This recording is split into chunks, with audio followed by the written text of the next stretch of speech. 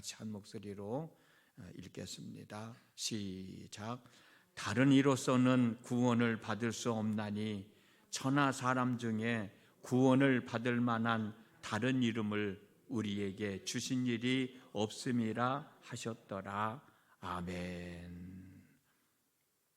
예수님만이 우리의 구원자이십니다. 오늘도 새벽을 깨우고 주의 전을 찾은 또 하나님 앞에 있는 여러분 모두에게 하나님의 크신 은총이 함께 하셔서 오늘 하루의 삶도 잘 추스리며 살아나갈 수 있기를 주님의 이름으로 축복합니다.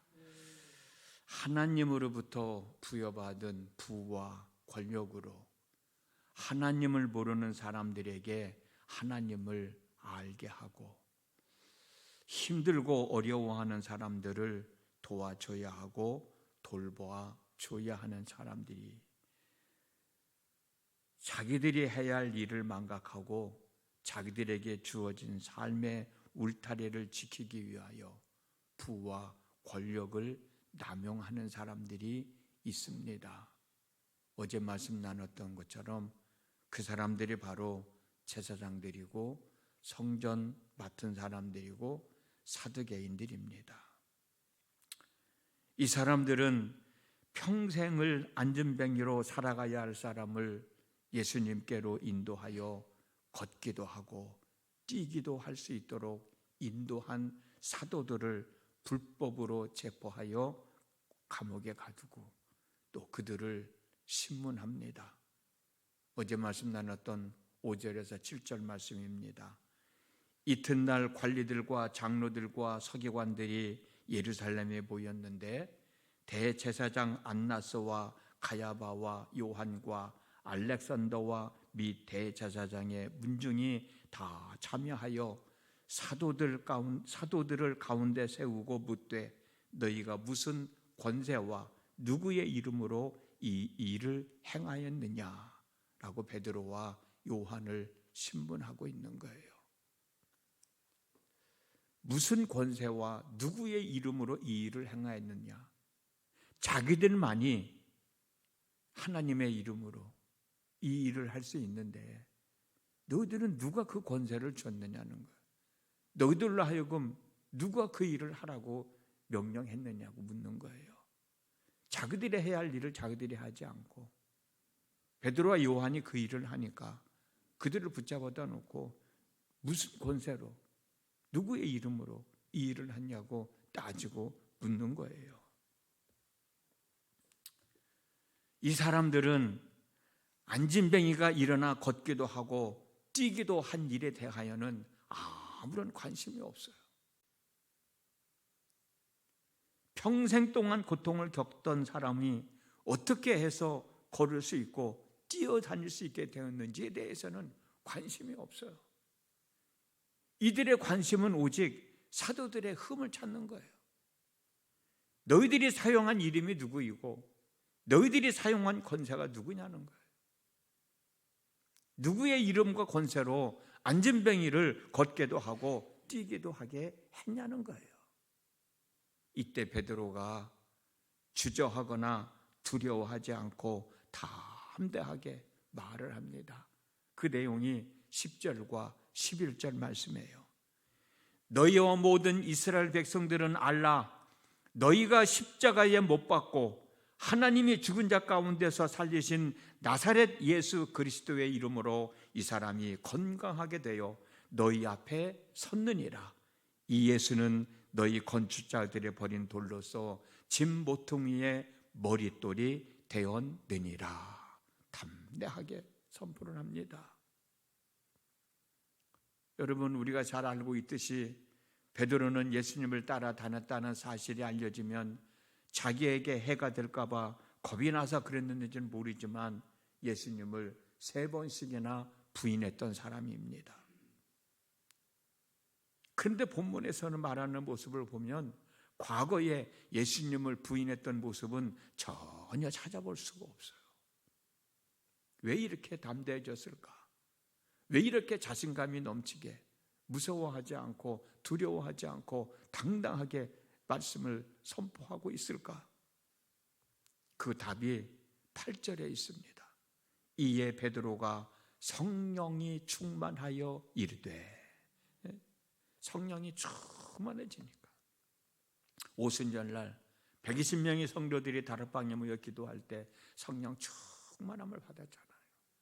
그 성령 충만함을 받으니까 당당해진 거예요. 대담해진 거예요. 우리 모두가 성령이 충만한 사람이 되었으면 정말 좋겠습니다. 그 은혜가 우리 모두에게 함께 하시기를 주님의 이름으로 축복합니다. 그렇습니다. 베드로는 성령이 충만해짐으로 인해서 예수님에 대한 참 지식을 갖출 수 있게 되었고, 어떤 상황에서도 흔들리지 않고 두려워하지 않는 굳건한 믿음의 사람이 되었던 것입니다. 스룹바벨이 고향에 돌아와서 예루살렘 성전을 재건하려고 할 때 얼마나 힘들고 어려운 일들이 많아요. 그때 하나님이 스룹바벨 앞에서 말씀하십니다. 이는 사람의 힘으로도 아니 되고 능으로도 아니 되고 나의 영으로 됐느니라. 그러면서 큰 산아 내가 무엇이냐, 스룹바벨 앞에서 평지가 되리라 선포하시잖아요. 정말 내 힘으로도 아니 됩니다. 내 능으로도 아니 됩니다. 하나님의 영, 성령의 역사하심으로 되는 거예요. 베드로에게 성령이 임했을 때 예수님을 모른다고 3번씩이나 부인했지만 당당해지지 않았어요. 우리 안에 계신 성령님, 그 성령님이 일할 수 있도록 여러분들은 자꾸 낮아지고, 여러분들은 자꾸 비우시고, 내 안에 계신 성령께서 말할 수 있게 해달라고, 내 안에 계신 성령께서 행할 수 있게 해달라고. 그래서 모든 일들이 성령에 의하여 이루어지는 삶을 살아갈 수 있게 해달라고 이 시간 기도했으면 좋겠습니다. 대부분의 많은 사람들은 자기가 성령에 충만하다고 생각하면 성령의 은사에 대한 이야기를 먼저 합니다. 뭐 방언을 했냐, 병 고치는 은사가 있냐, 예언하는 은사가 있냐, 그런 걸 먼저 생각하거든요. 그러나 성령이 충만하는 베드로는 그러지 않았어요. 초대교회 성도들은 그러지 않았어요. 성령이 충만한 베드로는 예수님이 누구인지 제대로 알고 나사렛 예수의 이름을 만천하에 공포하며 당신들이 바로 예수님을 죽인 사람들이다 당당하게 이야기할 수 있었던 사람이 된 거예요. 용기 있는 사람이 된 거죠. 예수님만이 우리의 구원자다. 내가 예수의 이름으로 안진뱅이에게 선포했더니 그 안진뱅이가 일어나 걷기도 하고 뛰기도 하였다 라고 하는 것을 당당하게 이야기하고 있는 거예요. 그 이야기를 할 수 있는 힘이 생긴 거예요. 어느 때? 성령이 충만해졌을 때. 12절 말씀입니다. 다른 이로서는 구원을 받을 수 없나니 천하 사람 중에 구원받을 만한 다른 이름을 우리에게 주신 일이 없음이니라. 당당하게 얘기하고 있는 거예요. 당신들은 하나님의 사람이라고, 하나님의 자녀라고, 하나님으로부터 선택받은 민족이라고 이야기하고 있지만 나는 예수님만이 나의 구세주라고 고백하고 있는 거예요. 베드로는 이제 예수 외에 그 어떤 이름으로도 구원받을 수 없음을 그들 앞에서 당당하게 선포하고 있는 겁니다. 그러면서 하는 일이 뭐예요? 당신들도 제사장, 성전 맡은 자들, 사두개인, 당신들도 예수에 의해 구원받지 않으면 구원 얻을 길이 없음을 강조하고 있는 거예요. 이와 같은 베드로의 고백 속에는 구약 성경에서 예언되어졌던 메시아가 바로 예수 그리스도라고 하는 사실과 이 예수 그리스도께서 우리의 죄를 대속하여 주시기 위하여 십자가에서 죽으셨고 우리에게 영원한 생명을 주시기 위하여 장사된 지 사흘 만에 다시 살아나셨다고 하는 사실도 포함되어 있는 겁니다. 그리고 구원자이신 예수 그리스도는 단순히 안진뱅이를 고쳐줬던 그것이 육체적인 구원이 아니라 그의 죄와 그 세력들 그리고 죄의 형벌인 죽음과 영원한 심판으로부터 전인적인 구원받은 사람이라고 하는 것을 증거해 주고 있어요.